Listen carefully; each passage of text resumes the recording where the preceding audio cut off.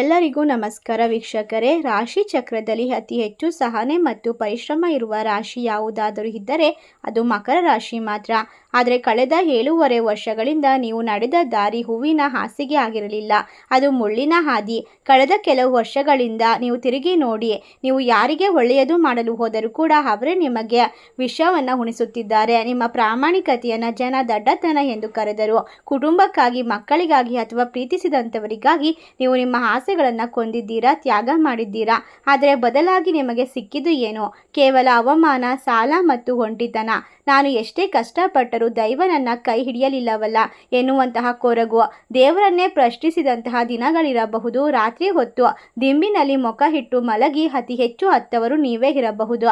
ಏಕೆಂದರೆ ನಿಮ್ಮ ರಾಶಿಯ ಅಧಿಪತಿ ಶನಿ ಮತ್ತು ಕಳೆದ 7.5 ವರ್ಷಗಳಿಂದ ನೀವು 7.5 ಶನಿಯ ಕಪಿಮುಷ್ಟಿಯಲ್ಲಿ ಇದ್ದಿದ್ದೀರಾ.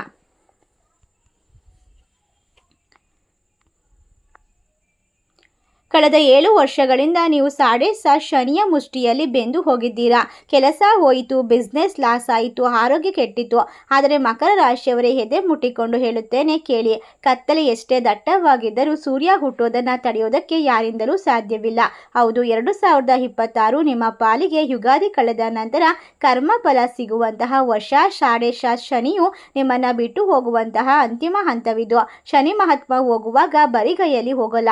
ತಾನು ಇಷ್ಟು ವರ್ಷ ಪರೀಕ್ಷಿಸಿದ ಭಕ್ತನಿಗೆ ಸಾಮ್ರಾಜ್ಯವನ್ನು ಕೊಟ್ಟು ಹೋಗುತ್ತಾನೆ. ನೀವು ಕಳೆದುಕೊಂಡ ಹಣ, ಕಳೆದುಕೊಂಡ ಗೌರವ ಮತ್ತು ನಿಮ್ಮನ್ನು ಬಿಟ್ಟು ಹೋದ ನೆಮ್ಮದಿ ಎಲ್ಲವೂ ಬಡ್ಡಿ ಸಮೇತ ವಾಪಸ್ ಬರುವ ಸಮಯ ಹತ್ತಿರ ಬಂದಿದೆ. ಆದರೆ ಶನಿದೇವನ ಈ ಸಂಪೂರ್ಣವಾದ ಕೃಪೆ ನಿಮಗೆ ಸಿಗಬೇಕು ಅಂದರೆ ಮತ್ತು 2026 ಯುಗಾದಿ ನಂತರ ನೀವು ಅಂದುಕೊಂಡಿದ್ದನ್ನು ಸಾಧಿಸಬೇಕು ಅಂದರೆ ನೀವು ಜ್ಯೋತಿಷದ ಪ್ರಕಾರ ಈ 5 ಕಠಿಣವಾದ ರಹಸ್ಯಗಳನ್ನು ಪಾಲಿಸಬೇಕು. ಇದು ಕೇವಲ ಮಾಹಿತಿಯಲ್ಲ, ಇದು ನಿಮ್ಮ ಜೀವನವನ್ನು, ಬದುಕನ್ನು ಬದಲಾಯಿಸಲು ಬಂದಿರುವಂತಹ ವಿಶೇಷವಾದ ಶಕ್ತಿ. ಈ ವಿಡಿಯೋವನ್ನು ಎಲ್ಲೂ ಕೂಡ ಸ್ಕಿಪ್ ಮಾಡದೆ ನೋಡಿ. ಪೂರ್ತಿಯಾಗಿ ತಿಳಿದುಕೊಂಡರೆ ಮಾತ್ರ ಒಂದು ಸೂತ್ರ ನಿಮ್ಮ ಜೀವನದ ದಿಕ್ಕನ್ನು ಬದಲಾಯಿಸಬಹುದು. ಮುಂದೆ ಹೋಗೋದಕ್ಕೂ ಮುನ್ನ ಒಂದು ಸಣ್ಣ ವಿನಂತಿ, ವಿಡಿಯೋಗೆ ಒಂದು ಲೈಕ್ ಮಾಡಿ. ಓಂ ಶನೇಶ್ವರಾಯ ನಮಃ ಎಂದು ತಪ್ಪದೆ ಕಮೆಂಟ್ ಮಾಡಿ. ನಿಮ್ಮ ಜೀವನದಲ್ಲಿ ಆಗುವಂತಹ ದೊಡ್ಡ ಬದಲಾವಣೆಯನ್ನು ನೀವೇ ಕಣ್ಣಾರೆ ನೋಡೋದಕ್ಕೆ ಸಾಧ್ಯವಾಗುತ್ತೆ. ಸ್ನೇಹಿತರೆ, ಮಕರ ರಾಶಿಯವರೇ, ರಾಜಯೋಗ ಅನುಭವಿಸುವಂತಹ ಸಮಯ 2026 ಅಂದರೆ ದುಷ್ಟ ಶಕ್ತಿಗಳ ಕಾಟ ನಿಮ್ಮ ಜೀವನದಲ್ಲಿ ದೂರವಾಗುವಂತಹ ವಿಶೇಷವಾದ ಸಂದರ್ಭಗಳು ಶುರುವಾಗ್ತಾ ಇದೆ. ಶನಿ ಹಾಕುವಂತಹ ಷರತ್ತುಗಳು ಏನು? ಬನ್ನಿ ನೋಡೋಣ. ದುಷ್ಟತನವನ್ನು ಸುಟ್ಟು ಬೂದಿ ಮಾಡುವಂತಹ ಈ 5 ರಹಸ್ಯಗಳು ಯಾವುದು ಅಂತ ತಿಳಿದುಕೊಂಡರೆ ಖಂಡಿತವಾಗಿ ಕೂಡ ನೀವು ಆಶ್ಚರ್ಯಚಕಿತರಾಗ್ತೀರಾ. ನಿಮ್ಮ ಜೀವನ ಬದಲಾವಣೆ ಆಗೋದಕ್ಕಿಂತ ಮುನ್ನ ನಿಮ್ಮ ಮನೆಯಲ್ಲಿ ಮತ್ತು ನಿಮ್ಮ ಮನಸ್ಸಿನಲ್ಲಿ ಕೆಲವೊಂದಿಷ್ಟು ಬದಲಾವಣೆ ಮತ್ತು ಪರಿವರ್ತನೆಯನ್ನು ಮಾಡಿಕೊಳ್ಬೇಕಾಗುತ್ತೆ. ಮೊದಲನೆಯ ಮಹಾರಹಸ್ಯ, ಮಕರ ರಾಶಿಯವರೇ, ಶನಿದೇವನು ರಾಶಿಯ ಅಧಿಪತಿ. 2026ರಲ್ಲಿ ಶನಿಯು ಕುಂಭ ರಾಶಿಯಿಂದ ಮೀನ ರಾಶಿಯ ಕಡೆಗೆ ಪ್ರಯಾಣ ಬೆಳೆಸುವಂತಹ ಸ್ಥಿತಿಯಲ್ಲಿರುತ್ತಾನೆ. ಈ ಸಮಯದಲ್ಲಿ ನೀವು ಮಾಡಬೇಕಾದಂತಹ ಅತ್ಯಂತ ಶಕ್ತಿಶಾಲಿ ಕೆಲಸವೆಂದರೆ ಶಮಿ ವೃಕ್ಷದ ಪೂಜೆ. ಶಮಿ ವೃಕ್ಷದ ಪೂಜೆ ಅಂದರೆ ಬನ್ನಿ ಮರದ ಪೂಜೆ. ಪುರಾಣಗಳಲ್ಲಿ ಪಾಂಡವರು ಅಜ್ಞಾತವಾಸ ಮುಗಿಸುವಾಗ ತಮ್ಮ ಆಯುಧಗಳನ್ನು ಬನ್ನಿ ಮರದಲ್ಲಿ ಬಚ್ಚಿಟ್ಟಿದ್ದರು. ಹಾಗೆಯೇ ನಿಮ್ಮ ಅಜ್ಞಾತವಾಸ ಈಗ ಮುಗಿಯುತ್ತಿದೆ. ಪ್ರತಿ ಶನಿವಾರ ಸಂಜೆ ಬನ್ನಿ ಮರದ ಬುಡದಲ್ಲಿ ಸಾಸಿವೆ ಎಣ್ಣೆಯ ದೀಪ ಹಚ್ಚಿ, ಸಾಧ್ಯವಾದರೆ ಬನ್ನಿ ಮರದ ಎಲೆಗಳನ್ನು ಶಿವನ ದೇವಸ್ಥಾನಕ್ಕೆ ಹೋಗಿ ಶಿವಲಿಂಗಕ್ಕೆ ಅರ್ಪಿಸಿ ಓಂ ನಮಃ ಶಿವ ಎಂದು 108 ಬಾರಿ ಜಪಿಸಿ. ನೆನಪಿಡಿ, ಶನಿದೇವನು ಶಿವನ ಪರಮ ಭಕ್ತ. ಯಾರು ಶಿವನಿಗೆ ಬನ್ನಿ ಎಲೆ ಅರ್ಪಿಸುತ್ತಾರೋ ಅವರನ್ನ ಶನಿದೇವನು ಕಣ್ಣು ರೆಪ್ಪೆಯಂತೆ ಕಾಪಾಡುತ್ತಾನೆ. ಇದು ನಮ್ಮ ಸಾಲದ ಬಾಧೆಯನ್ನು ಮತ್ತು ಕೋರ್ಟ್ ಕಚೇರಿ ಅಲೆದಾಟವನ್ನು ತಪ್ಪಿಸುತ್ತದೆ. 2026ರಲ್ಲಿ ಸಂಪೂರ್ಣವಾಗಿ ಕಷ್ಟಗಳಿಂದ ಪರಿಹಾರವನ್ನು ಸೂಚಿಸೋಕೆ ಸಹಾಯ ಮಾಡುತ್ತದೆ. ಎರಡನೆಯ ರಹಸ್ಯ, ಮಕರ ರಾಶಿಯವರೇ, ಹುಟ್ಟಿರೋದೇ ಕೆಲಸ ಮಾಡೋದಕ್ಕೆ ನೀವು ಕರ್ಮಯೋಗಿಗಳು. ಆದರೆ 2026ರಲ್ಲಿ ನೀವು ಎಚ್ಚರದಿಂದ ಇರಬೇಕು. ಈ ವಿಷಯ ಏನೆಂದರೆ, ಕಳೆದ ಹಲವಾರು ದಿನಗಳ ನಂತರ ನೌಕರರ ಜೊತೆಗಿನ ನಡವಳಿಕೆ. ಶನಿದೇವನು ಶ್ರಮಜೀವಿಗಳ ಪ್ರತಿನಿಧಿ. ನಿಮ್ಮ ಕೆಲಸದಲ್ಲಿ, ನಿಮ್ಮ ಮನೆಯಲ್ಲಿ ಕೆಲಸ ಮಾಡುವಂಥವರು, ನಿಮ್ಮ ಆಫೀಸ್ನಲ್ಲಿ ಕೆಲಸ ಮಾಡುವಂಥವರು ಅಥವಾ ರಸ್ತೆಯಲ್ಲಿ ಕಸ ಗುಡಿಸುವಂಥವರು, ಯಾರೇ ಒಬ್ಬ ಪೌರ ಕಾರ್ಮಿಕರನ್ನು ನೋಡಿದ ತಕ್ಷಣ ದಯವಿಟ್ಟು ಕೀಳಾಗಿ ಕಾಣಬೇಡಿ. 2026ರಲ್ಲಿ ನೀವು ಇವರಿಗೆ ಒಂದು ಹೊತ್ತಿನ ಊಟವನ್ನು ಅಥವಾ ಬಟ್ಟೆಯನ್ನು ದಾನವಾಗಿ ನೀಡಿದರೆ ಅದು ಸಾಕ್ಷಾತ್ ಶನಿದೇವನಿಗೆ ತಲುಪಿಸುತ್ತದೆ. ನಿಮ್ಮ ಕೈ ಕೆಳಗೆ ಕೆಲಸ ಮಾಡುವಂಥವರಿಗೆ ನೀವು ಎಷ್ಟು ಗೌರವ ಕೊಡುತ್ತೀರೋ ಅಷ್ಟು ವೇಗವಾಗಿ ನೀವು ಏಳಿಗೆಯನ್ನು ಹೊಂದುತ್ತೀರಾ. ನೀವು ನೀಡುವಂಥ ನೀಡುವಂತಹ ರೂಪಾಯಿ ದಾನ ನಿಮ್ಮ ಆಸ್ಪತ್ರೆಯ ಲಕ್ಷ ರೂಪಾಯಿ ಖರ್ಚನ್ನು ತಪ್ಪಿಸುತ್ತದೆ. ಅಂದರೆ ನೀವು ಖಂಡಿತವಾಗಿ ಇದನ್ನು ನಂಬಲೇಬೇಕು. ನಿಮ್ಮ ಜೀವನದಲ್ಲಿ ಒಳ್ಳೆಯದನ್ನು ಕಂಡುಕೊಳ್ಬೇಕು, ಕಷ್ಟಗಳಿಂದ ಪರಿಹಾರ ಸಿಗಬೇಕು ಅಂದರೆ ನೀವು ನಂಬಿಕೆ ಇಟ್ಟು ನಾವು ತಿಳಿಸುವಂತಹ ಪರಿಹಾರವನ್ನು ಮಾಡಲೇಬೇಕಾಗುತ್ತೆ. ಇನ್ನು ಮೂರನೇದಾಗಿ ಮಕರ ರಾಶಿಯವರ ಅದೃಷ್ಟದ ಬಣ್ಣ ಕಪ್ಪು ಮತ್ತು ನೀಲಿ. ಅಂದರೆ 2026 ಯುಗಾದಿ ನಿಮ್ಮ ಯಶಸ್ಸಿಗಾಗಿ ನೀವು ಮಾಡುವಂತಹ ಕೆಲಸದಲ್ಲಿ ಈ ಒಂದು ವಸ್ತುವನ್ನು ಮನೆಯಲ್ಲಿ ಇಟ್ಕೊಳ್ಬೇಕಾಗುತ್ತೆ. ಅದುವೇ ಕಪ್ಪು ಕುದುರೆ ಅಥವಾ ಕಪ್ಪು ಕುದುರೆಯ ಲಾಳವನ್ನು ನಿಮ್ಮ ಮನೆಯ ಮುಖ್ಯ ದ್ವಾರದ ಮೇಲೆ ಯು ಆಕಾರದಲ್ಲಿ ಅಂಟಿಸಬೇಕಾಗುತ್ತೆ. ಇದನ್ನು ನೇತು ಹಾಕೋದ್ರಿಂದ ನಿಮ್ಮ ಮನೆಗೆ ಬರುವಂತಹ ದೃಷ್ಟಿ ದೋಷ ನಕಾರಾತ್ಮಕ ಶಕ್ತಿಯನ್ನು ಒಳಗೆ ಬಾರದಂತೆ ತಡೆದುಕೊಳ್ಳುತ್ತದೆ. ಅಥವಾ ಶನಿವಾರದಂದು ಬಲಗೈ ಮಧ್ಯದ ಬೆರಳಿಗೆ ಕಬ್ಬಿಣದ ಉಂಗುರವನ್ನು ಧರಿಸಿ. ಇದು ನಿಮ್ಮ ಮನಸ್ಸಿನ ಸ್ಥಿರತೆಯನ್ನು ಹೆಚ್ಚಿಸುತ್ತದೆ. ಮಕರ ರಾಶಿಯವರು ತೀರಾ ಭಾವುಕರು, ಸಣ್ಣ ವಿಷಯಕ್ಕೂ ಕೂಡ ಕುಗ್ಗಿ ಹೋಗ್ತೀರಾ. ಈ ಉಂಗುರ ನಿಮ್ಮ ಮನಸ್ಸಿನಲ್ಲಿ ಇದ್ದರೆ ಕಲ್ಲಿನಂತಹ ಧೈರ್ಯವನ್ನು ನೀಡುತ್ತದೆ. ನಿಮ್ಮ ಕಷ್ಟಗಳಿಗೆ ಕೂಡ ಪರಿಹಾರ ಸಿಗುತ್ತೆ. ನೀವು ನಿರ್ಧಾರ ತೆಗೆದುಕೊಳ್ಳುವಾಗ ಧೈರ್ಯವಾಗಿ ಮುಂದುವರಿಯೋದಕ್ಕೆ ಸಾಧ್ಯವಾಗುತ್ತೆ. ನಾಲ್ಕನೆಯ ರಹಸ್ಯ 2026 ಯುಗಾದಿ ನಂತರ ನಿಮ್ಮ ಆರೋಗ್ಯದ ಕಡೆಗೆ ಹೆಚ್ಚು ಗಮನವನ್ನು ಕೊಡಬೇಕು.